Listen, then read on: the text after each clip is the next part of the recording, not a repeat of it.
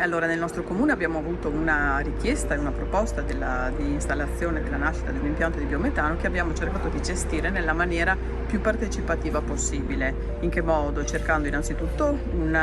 di verificare la serietà della società proponente, e questo lo si è verificato proprio anche nella modalità propositiva dell'impianto, e successivamente nel cercare di essere il più,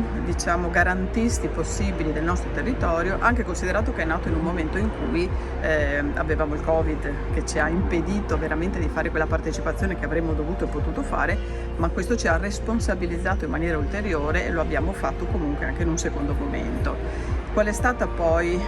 lo strumento che abbiamo cercato di ritenere valido anche per il post? Perché cercare di monitorare prima e durante la fase dell'istruttoria è fondamentale, ma poi tutto non finisce lì, anzi abbiamo la necessità di dover continuare a poter monitorare, osservare e